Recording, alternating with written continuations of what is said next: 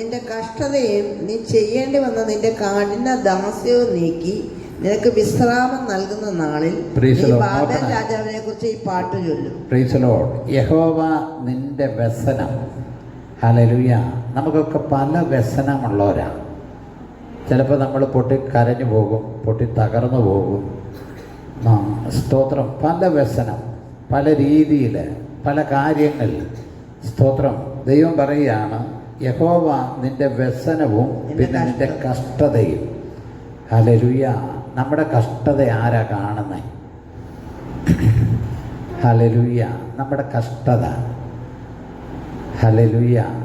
ഈ കഷ്ടവും ഞെരുക്കവും ഉള്ള ആളുകളെ, സ്തോത്രം, ഹല്ലേലൂയ, അവരുടെ വ്യസനം കാണും. ഞാനിന്ന് കല്യാണം കഴിഞ്ഞ് ഓഡിറ്റോറിയത്തിൻ്റെ ഒത്തിരി താമസിച്ച ചോറുണ്ട്. പുറത്തേക്ക് ഇറങ്ങുമ്പോൾ ഒരു കൊച്ചു സഹോദരി എന്നെ ഒന്ന് ചിരിച്ചു കാണിച്ചു. അതിൻ്റെ അമ്മയുണ്ട്, ചിരിച്ചു കാണിച്ചു. അപ്പം ഞാനും ഒന്ന് ചിരിച്ചു കാണിച്ചു.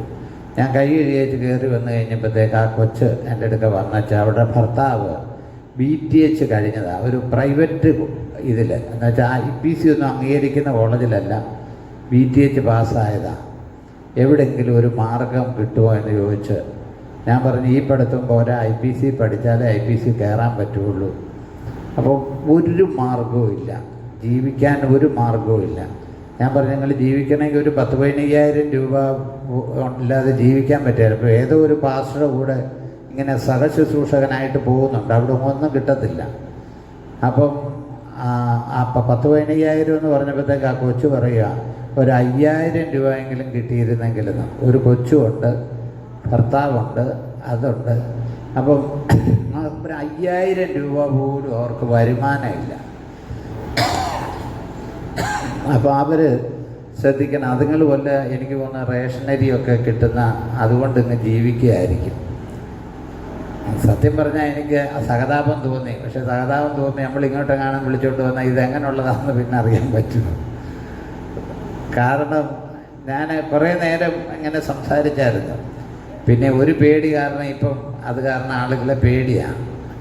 വിളിച്ചാൽ അപ്പം തന്നെ വണ്ടിയിൽ കയറി പോരുകയും ചെയ്യും. കാരണം എന്നാന്ന് ചോദിച്ചാൽ അതുങ്ങൾക്ക് ഒരു മാർഗവും ഇല്ല.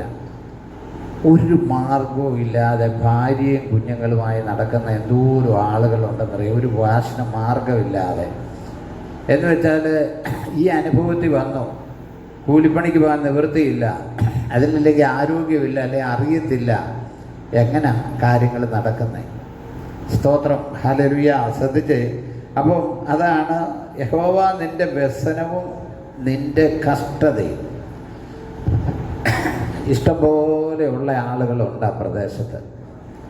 പക്ഷെ ആരും അവർക്ക് ഒരു സഹായത്തിൻ്റെ കര നീട്ടാനില്ല. നമ്മൾ ശ്രദ്ധിക്കണം, നമുക്കും ആരും സഹായത്തിൻ്റെ കഷ്ടം നീട്ടാനില്ലാതിരിക്കുമ്പോൾ ദൈവമായ കർത്താവ് നമ്മുടെ വ്യസനം മാറ്റും, നമ്മുടെ കഷ്ടത മാറ്റും. സഹസ്രാബ്ദം ആകുമ്പോഴത്തേക്ക് ഈ പരിപാടികളെല്ലാം മാറും. കഷ്ടതയും ഞെരുക്കവും പ്രയാസവും ബുദ്ധിമുട്ടും ഈ കാര്യങ്ങളെല്ലാം നമ്മളിൽ നിന്ന് മാറാനിടയായി തീരും. അതാണ് നമ്മുടെ പ്രത്യാശ. പിന്നെ നമ്മൾ വേദനിക്കേണ്ടി വരത്തില്ല. പിന്നെ നമ്മൾ വേദനിക്കേണ്ടി വരത്തില്ല. ഹല്ലേലൂയ. സ്തോത്രം, ഹല്ലേലൂയ. വായിച്ചേ, താഴോട്ട് വായിച്ചേ. യഹോവ നിന്റെ വ്യസനവും നിന്റെ കഷ്ടതയും നീ ചെയ്യേണ്ടി വന്ന നിന്റെ കഠിനദാസ്യവും നീക്കി. കഠിനദാസ്യം. സ്തോത്രം. ദാസ്യം എന്ന് പറഞ്ഞാൽ അടിമവേലയാണ്. കഠിനദാസ്യം. നമ്മൾ പലതിനും അടിമപ്പെട്ടു പോകുന്ന അനുഭവമുണ്ട്. കഠിനദാസ്യവും. അടുത്തത് നീക്കി നിനക്ക് വിശ്രാമം നൽകുന്ന നാളിൽ നിനക്കൊരു വിശ്രാമം നൽകും. സ്തോത്രം. ഇത് ദൂതൊന്ന് ഏറ്റെടുക്കാം. ഒരു വിശ്രാമം നൽകും. സ്തോത്രം, ഹല്ലേലൂയ. നമുക്കൊരു വിശ്രാമം ദൈവം നൽകും. സ്തോത്രം. ചിലപ്പോൾ നമ്മൾ അറിയാതെ യാക്കോബ് പറഞ്ഞ പോലെ പറയും. യാക്കോബിൻ്റെ ജീവിതത്തിൽ എല്ലാം പ്രതികൂലമാണ്, എല്ലാം പ്രയാസമാണ്. അപ്പോൾ യാക്കോബ് പറഞ്ഞൊരു കാര്യമുണ്ട്, എൻ്റെ നരയെ ദുഃഖത്തോടെ ഞാൻ പാതാളത്തിൽ ഇറങ്ങുമാറാക്കുമെന്ന്. കാരണം മനുഷ്യനല്ലേ. നിങ്ങൾ വിചാരിക്കുന്നത് എല്ലാം മനുഷ്യരാ, അമാനുഷികരല്ല നമ്മളാരും. ഏലിയാവ് വലിയ ശുശ്രൂഷ ചെയ്തതാണ്. ഏലിയാവ് വലിയ ശുശ്രൂഷ ചെയ്താലും ഇസ്രായേൽ ഒരു പറഞ്ഞു, നാളെ ഈ സമയത്ത് ആ ബാലിൻ്റെ പ്രവാചകന്മാരിൽ ഒരുത്തനെ പോലെ നിന്നെ എന്തു ചെയ്യും, ആക്കുമെന്ന് പറഞ്ഞു. എടാ, ഇത്ര ശൂരനായിട്ട് പോലും പേടിച്ചു പോയി. ഒരു പെണ്ണ്, ഒരു സ്ത്രീ പറഞ്ഞു കഴിഞ്ഞപ്പോൾ പേടിച്ചു പോയി. അന്നേരമാണ് അവൻ ഓടിയത്, മരുഭൂമിയിലേക്ക് ഓടി തളർന്ന് ഒരു ചൂരച്ചെടിയുടെ തണലിൽ എന്ത് ചെയ്യുക, കിടക്കുക. സ്തോത്രം. എന്താ ഈ ചൂരച്ചെടിയുടെ കിടക്കാൻ കാരണം? ഒരു സ്ത്രീയുടെ വാക്ക്. എന്ത് ശൂരനായി നിന്നവരാ ഇവരെ, പാലിൻ്റെ പ്രവാചകന്മാരെ, അശേഷരുടെ പ്രവാചകന്മാരെ എല്ലാം കൊന്നതല്ലേ? ഏകദേശം 850 പേരോളം കൊന്നതല്ലേ? ഒരുത്തനെ ചാടിപ്പോകരുതെന്ന് പറഞ്ഞ് കൊന്നതല്ലേ? പക്ഷെ ഒരു സ്ത്രീയുടെ വാക്കില്ല. നമ്മൾ കേൾക്കണം. നമ്മൾ എത്ര പരുക്കൻ ആളുകളാണെന്ന് പറഞ്ഞാലും, സ്തോത്രം, ഹല്ലേലൂയ, ചില സമയങ്ങൾ പ്രതികൂലം വരുമ്പോൾ നമുക്ക് പിടിച്ചു നിൽക്കാൻ പറ്റത്തില്ല.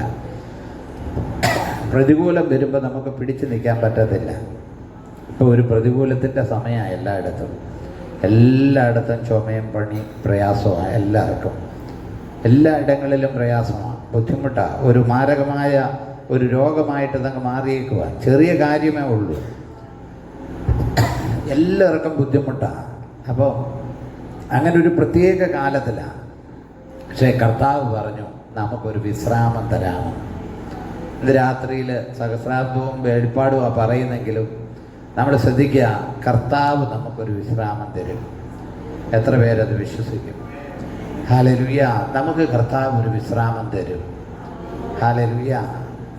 ഇതിപ്പോൾ ഞാനിങ്ങനെ പതുക്കെ എന്ന് പറഞ്ഞു കഴിഞ്ഞാൽ നിങ്ങളാരും ആത്മാവിലും ആകുകയില്ല, ഒന്നും ആകുകയില്ല. ഞാനിവിടെ നിന്ന് 2 ചാട്ടവും 2 ഒച്ചയും എന്നിട്ട് ഞാൻ നിനക്കൊരു വിശ്രാമം തരുവാന്ന് പറയാമെങ്കിൽ നമ്മളെല്ലാവരും സ്പ്രിങ്ങേലാകും. അങ്ങനെയാണ് നമ്മുടെ ആയത്.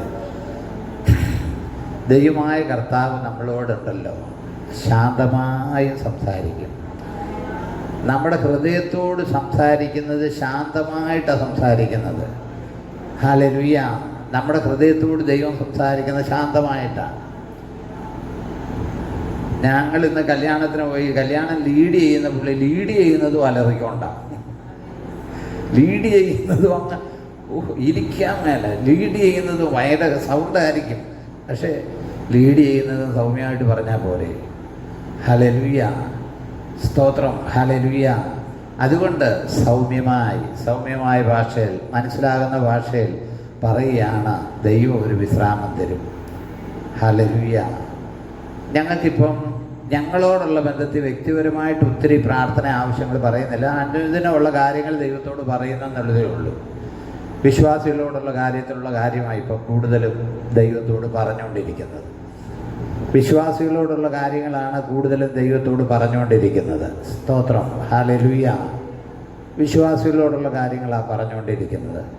പ്രിയമുള്ളവരെ ശ്രദ്ധിക്കണേ. സ്തോത്രം. ഹല്ലേലൂയ. അപ്പം നമുക്കൊരു വിശ്രാമം തരും. ഹല്ലേലൂയ.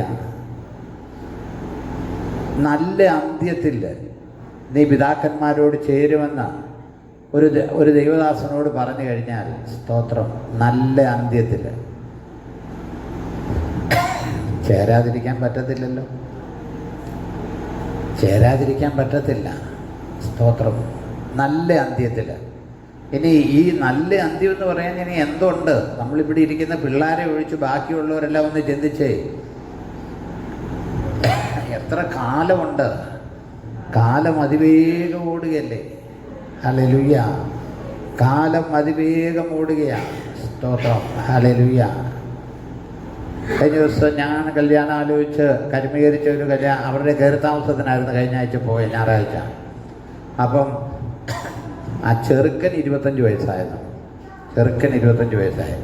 അപ്പം നമ്മൾ കൈനയിലിരിക്കുമ്പം കാര്യങ്ങൾ ക്രമീകരിച്ചതാണ്. അപ്പം അത്രയും ഗ്യാപ്പ് കൊണ്ട് 25 വർഷമായി. ഇനി അങ്ങനെ ഒരു 25 നമുക്ക് ഇരിക്കാൻ പറ്റുമോ? ഒന്ന് ചിന്തിച്ചേ. ഹല്ലേലൂയ. സ്തോത്രം. ഹല്ലേലൂയ. നമ്മൾ ശരിക്ക് നമ്മളെക്കുറിച്ച് തന്നെ ഒന്ന് പഠിച്ചാലുണ്ടല്ലോ, ഇതെല്ലാം നമ്മൾ ഉപേക്ഷിച്ചിട്ടുണ്ടല്ലോ ദൈവിക കാര്യത്തിന് വേണ്ടി പോകും. ശരിക്ക് ചിന്തിച്ചാൽ. ഇന്ന് ഞാൻ വായിച്ചു, ഒരു മനുഷ്യൻ മരിച്ചാൽ 24 മണിക്കൂറിനകം അഴുകാൻ തുടങ്ങും. അതുകൊണ്ടാണ് ഈ സ്പ്രേയൊക്കെ നമ്മളെപ്പോഴും ബോഡി വെച്ചുകൊണ്ടിരിക്കുമ്പോൾ ഒരു സ്പ്രേ അടിച്ചുകൊണ്ടിരിക്കുന്നത് എന്തിനാണെന്നറിയാമോ? ആ അഴുകലിൻ്റെ മണം വരാതിരിക്കാൻ. സ്തോത്രം. മൂന്നാമത്തെ ദിവസം മൂക്കിൻ്റെ ഭാഗം മുഴുവൻ അവിഞ്ഞ് അലിയാൻ തുടങ്ങും. നമ്മൾ വായിച്ചിട്ടുള്ളത്. ഞാൻ വായിച്ചത് 16 ദിവസം കഴിയുമ്പോഴത്തേക്ക് വയറ് പൊട്ടും, എല്ലാ ഇതും വരും. കുറച്ച് ദിവസം കൂടെ കഴിയുമ്പോഴത്തേക്ക് ഇതൊന്നും ഓർത്തിരിക്കാൻ പറ്റും. ആ ഡേറ്റ് കറക്റ്റായിട്ട് എഴുതിയിട്ടുണ്ടായിരുന്നു. സകല മാംസവും നമ്മൾ ഈ ഭൂമിയിൽ എവിടുന്നെല്ലാമാണോ പുഴുക്കളും പ്രാണികൾ, നമ്മളിൽ നിന്ന് തന്നെ ഇതുണ്ടാവും. നമ്മളിൽ നിന്ന് തന്നെ ഈ കുഴിയിലാണെങ്കിൽ അതിനകത്തു നിന്നും പ്രാണികളും ജീവികളും വന്ന് നമ്മളെ മൊത്തം അങ്ങ് തിന്ന് തീർക്കും. 1 വർഷത്തിനകം ഈ അസ്ഥി എല്ലാം ബന്ധം വിട്ട് പരമാവധി മണ്ണിലാണെങ്കിൽ അങ്ങ് ചേരും. അപ്പം അത്രയും ഒക്കെ കാര്യങ്ങൾ അറിഞ്ഞു കഴിഞ്ഞാൽ നമ്മളൊന്ന് ചിന്തിച്ച്, ഇവിടെ മത്സരവും വഴക്കും ഇത് മറ്റുള്ളവൻ്റെ പിടിച്ച് മേടിക്കണമെന്നും പിടിച്ച് പറിക്കണമെന്നും എന്തെല്ലാം രീതിയിലാണ് മനുഷ്യൻ ഓടിക്കൊണ്ടിരിക്കുന്നത്. ഹല്ലേലൂയ. എന്തെല്ലാം കാര്യത്തിലാണ് മനുഷ്യൻ ഓടിക്കൊണ്ടിരിക്കുന്നത്. എന്തെങ്കിലും ഒരു നേട്ടമുണ്ടോ? എന്തെങ്കിലും ഒരു നേട്ടമുണ്ടോ? ഹല്ലേലൂയ. സ്തോത്രം. ഇപ്പാണെ അടക്കാൻ ചെല്ലുമ്പോഴും പ്രശ്നം. ഇന്നലെ നമ്മുടെ കിടങ്ങൂർ സഭയുടെ അടുക്കൽ ഒരു മാതാവ് മരിച്ചു. അവിടെ അടക്കാൻ ചെന്ന് കഴിഞ്ഞപ്പോഴത്തേക്ക് അവർ സമ്മതിക്കത്തില്ല, അയർക്കുന്നപ്പോൾ നാട്ടുകാരിളകി. പിന്നെ വിടാൻ ആളില്ലായിരുന്നു. ഞാനിവിടെ ഇല്ലാത്തതുകൊണ്ട് രഞ്ജി പാസ്റ്ററെയാണ് വിട്ടത്. രഞ്ജി പാസ്റ്ററേയും ഫിലിപ്പ് പാസ്റ്ററേയും അവരെ അയച്ചാൽ മതിയെന്ന് പറഞ്ഞു. പരുത്തുംപാറ, ചിങ്ങമനം അടുക്കലുള്ള പരുത്തുംപാറ കൊണ്ടുവന്ന ഒരു പാസ്റ്ററുടെ ഭാര്യയാണ്. അതിനും സ്വസ്ഥതയില്ല. നാട്ടുകാരെ എതിർക്കുക, ബോഡി കൂടുതൽ വരുന്നെന്നും പറഞ്ഞ്. അപ്പം ഞാൻ പറയട്ടെ, സ്തോത്രം, എന്തോ ഒരു കാര്യമാണ്. ഒരു ബോഡി അടക്കിക്കാതിരിക്കാൻ വേണ്ടി നാട്ടുകാരും സഭക്കാരും തുടങ്ങാമെന്ന് പറഞ്ഞാൽ അതിൻ്റെ ശാപം എന്തോരമാണെന്ന് ആലോചിച്ച് നോക്കി. ഒരു ബോഡി ഇവരുടെ പറമ്പിലല്ല അടക്കുന്നത്, അവിടുത്തെ സെല്ലിലോ ആ സെമിത്തേരിയായിട്ട് കിടക്കുന്ന സ്ഥലത്താണ് അടക്കുന്നത്. ഇപ്പം അവിടെ അടക്കിക്കൊണ്ടിരിക്കുന്ന, ഇനി ഒരാളെ കൂടെ കൂടുതലൊന്നും അടക്കിയെന്ന് ഓർത്ത് എന്ത് വരാനാവുള്ളൂ. ചിലടത്ത് വിശ്വാസികളാണ് മുമ്പിൽ നിൽക്കുന്നത്, അടക്കാൻ പറ്റത്തില്ലെന്നും പറഞ്ഞ് വിശ്വാസികൾ. ഞാൻ ചിലപ്പോൾ ഓർക്കാറുണ്ട്, ഈ ശവം അടക്കുന്നതിന് എതിര് പറയുന്നവരുടെയൊക്കെ വരുന്ന ന്യായവിധി എത്ര വലുതായിരിക്കുമെന്ന് ഞാൻ ചിന്തിക്കാറുണ്ട്. ന്യായവിധി. അതുകൊണ്ട് ഒരിക്കലും നമ്മളായിട്ട് എവിടെയെങ്കിലും, ലോകക്കാർ പോലും അവരുടെ സ്ഥലം വിട്ടുകൊടുത്തിട്ടുണ്ട്. ദൈവമക്കളെന്ന് പറയുന്നവരല്ല, ദൈവത്തെ ഭയവും മനുഷ്യനെ ചങ്കയില്ലാത്ത ആളുകൾ പോലും ആവശ്യം വരുമ്പോൾ കൊടുത്തിട്ടുണ്ട്.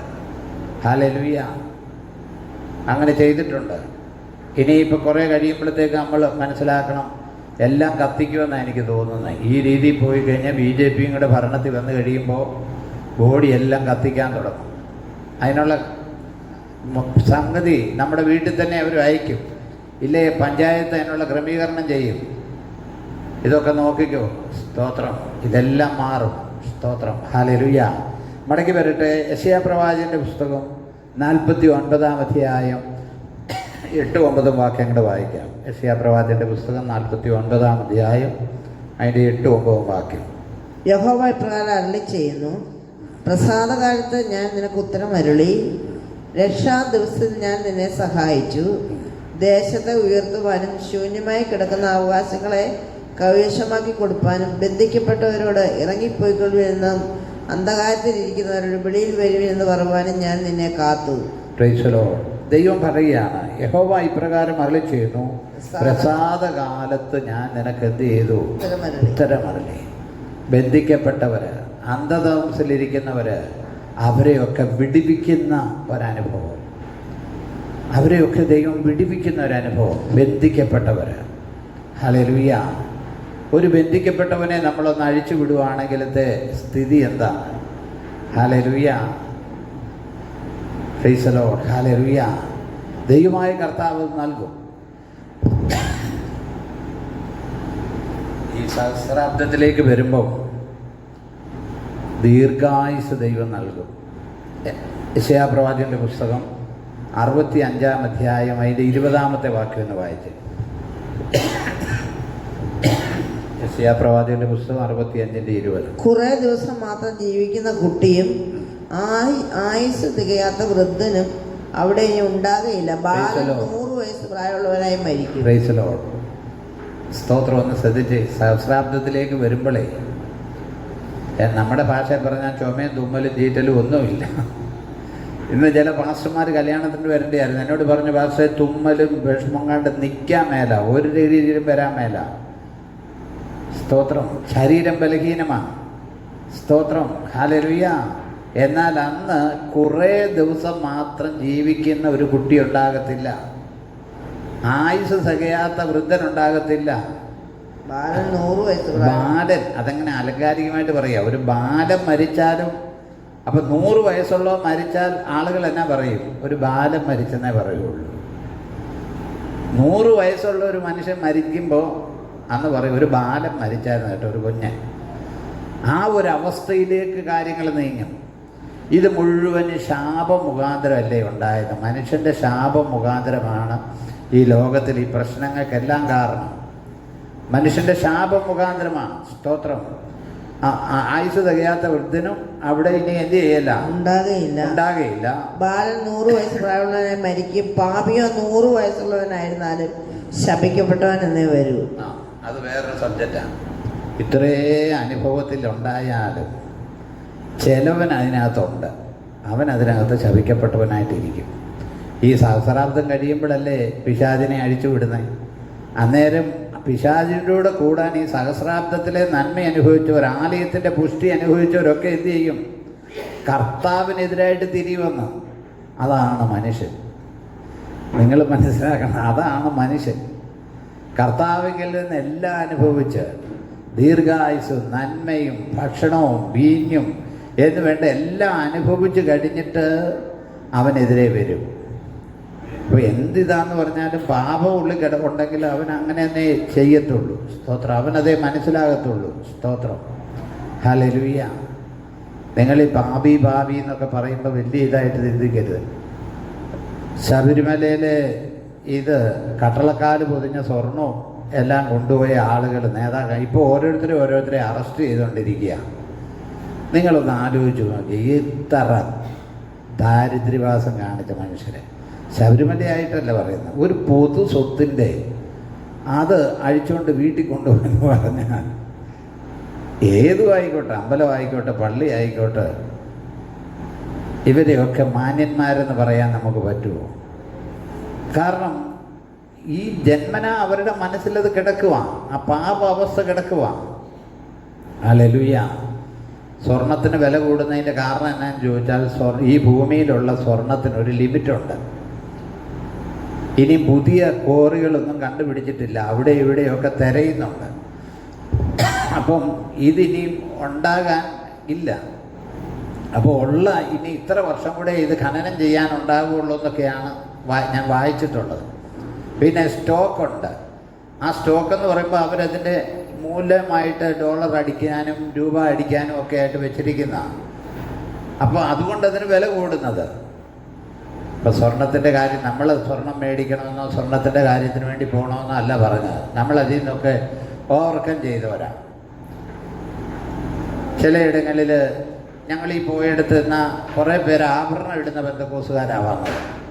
അതായത് നമുക്കൊന്നും തോന്നാറില്ല. ആഭരണം ഇട്ടതിനെയൊക്കെ കാണുമ്പം നമുക്കൊരു അറപ്പ് പോലെ തോന്നുന്നു. എന്തോ അതിനകത്ത് ഇത് ഇവിടെ ഇച്ചിരി ഞാത്തി എന്തോ. അതേസമയം നമ്മുടെ ഇസ്രായേൽ കന്യകമാരെന്ന് പറഞ്ഞാൽ ആഭരണമൊക്കെ ഇല്ലാതെ അവർ നടക്കുന്ന കണ്ടാൽ തന്നെ ഒരു തെറവല്ലേ. ഒന്നും ഇനി ഉണ്ടെങ്കിൽ ബാങ്കിൽ വെക്കുന്നതിനൊന്നും എതിരൊന്നുമില്ല. സമ്പത്ത് നമ്മുടെ വിശ്വാസികൾ ഇഷ്ടം പോലെ ആളുകൾക്ക്, നമ്മുടെ സഭയിലും ചിലർക്കൊക്കെ സ്വർണം ഉണ്ടെന്നാണ് എൻ്റെ അറിവ്. ബാങ്കിലായിട്ടും വീട്ടിലായിട്ടും ഒക്കെ ഉണ്ട്.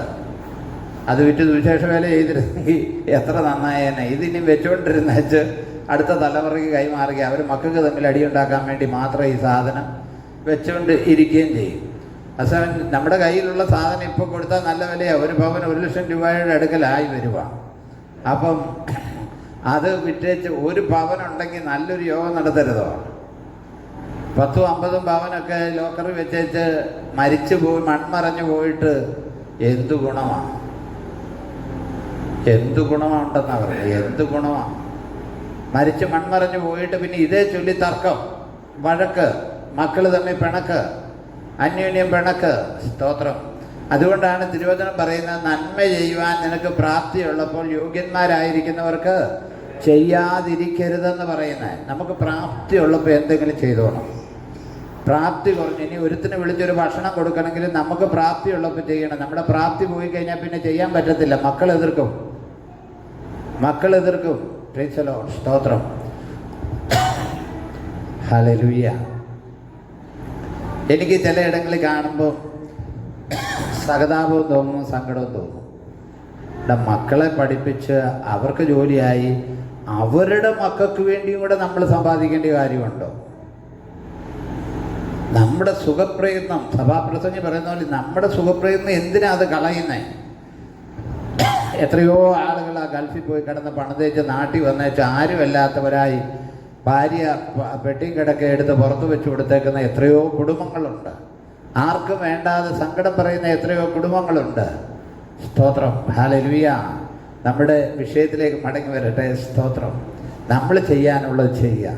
സഹസ്രാബ്ദത്തിൽ അധ്വാനമുണ്ട് കേട്ടോ, അധ്വാനമില്ലാഴികയില്ല.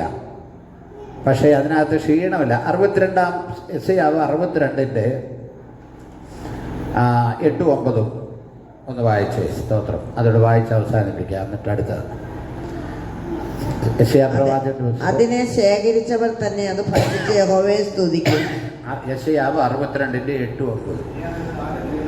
ഇനി ഞാൻ നിന്റെ ധാന്യം നിന്റെ ശത്രുക്കൾ ആഹാരമായി കൊടുക്കുകയില്ല. യഹോവ ഇപ്രകാരം അരുളി ചെയ്യുന്നു, മുന്തിരിക്കലയിൽ പുതുവീഞ്ഞ് കണ്ടിട്ട്. അത് അങ്ങനെ ആ വാക്യം നോക്കി. 62 8, 9 വായിച്ചു. അതാ, ഇനി ഞാൻ നിന്റെ ധാന്യം ഇനി ഞാൻ നിന്റെ ധാന്യം നിന്റെ ശത്രുക്കൾക്ക് ആഹാരമായി കൊടുക്കുകയില്ല. നീ അധ്വാനിച്ചിരിക്കുന്ന വീഞ്ഞ് അന്യജാതിക്കാർ കുടിച്ചു കളയുകയില്ല. അധ്വാനിച്ചുണ്ടാക്കുന്ന വീഞ്ഞ് എന്ന് വെച്ചാൽ അധ്വാനമുണ്ട്, പക്ഷേ അത് മറ്റുള്ളവരെന്ത് ചെയ്യല, അന്യജാതിക്കാർ കൊണ്ടുപോവുകയല്ല. 8, 9. നീ അധ്വാനമുണ്ട് കേട്ടോ. അധ്വാനം ഇല്ലാതെ നമുക്ക് ജീവിക്കാൻ പറ്റത്തില്ല. നമ്മുടെ കുഞ്ഞുങ്ങളെ എല്ലാം കൈകൊണ്ടെല്ലാം ചെയ്യാൻ പഠിപ്പിക്കണം. ഞാൻ ഇനി പറയട്ടെ, അടുത്ത തലമുറയിൽ നമ്മുടെ വീട്ടു ജോലിക്കോ വീട്ടുപണിക്കോ ആരെയും കിട്ടത്തില്ല. ആരെയെങ്കിലും കിട്ടണമെങ്കിൽ നേഴ്സുമാരെക്കാളും കൂടുതൽ ശമ്പളം കൊടുക്കണം.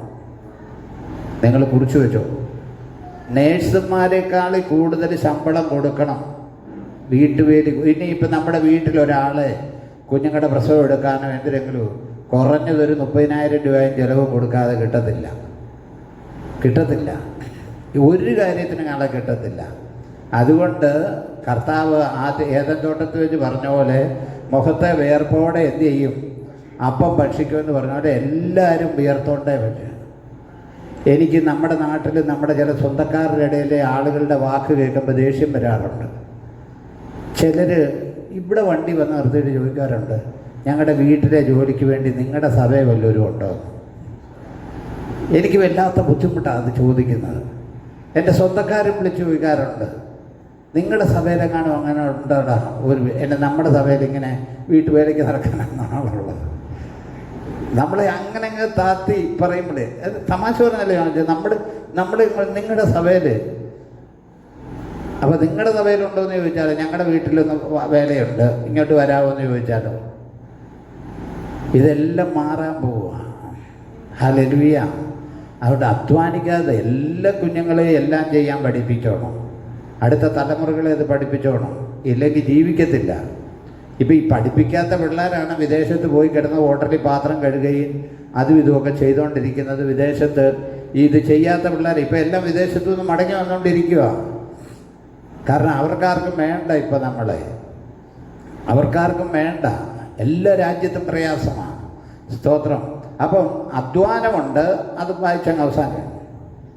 ഇനി ഞാൻ നിന്റെ ധാന്യം നിന്റെ ശത്രുക്കൾക്ക് ആഹാരമായി കൊടുക്കുകയില്ല. ഇനി നിന്റെ ധാന്യം, നീ അനുഭവിക്കേണ്ട നന്മ ഞാൻ ഇനി എന്ത് ചെയ്യത്തില്ല, ശത്രുക്കൾക്ക് കൊടുക്കത്തില്ല, നിനക്ക് തന്നെ തരും. നീ അധ്വാനിച്ചുണ്ടാക്കിയ വീഞ്ഞ് അന്യജാതിക്കാർ നീ അധ്വാനിച്ചു. അപ്പം അധ്വാനിച്ചു വേണം ഉണ്ടാക്കാൻ. പറ്റുമെങ്കിൽ നമുക്ക് ചെയ്യാൻ പറ്റുന്നിടത്തോളം സമയം, സ്തോത്രം, ഹല്ലേലൂയ, നമ്മൾ എന്തെങ്കിലും ചെയ്യണം. ചെയ്യാൻ പറ്റുന്നിടത്തോളം സമയം. ഞാൻ എൻ്റെ അമ്മയുടെ അപ്പൻ കുറിച്ചിയിൽ നമ്മുടെ ടിജോയുടെ ഒക്കെ വല്യപ്പൻ, എൻ്റെയും വല്യപ്പനാണ്.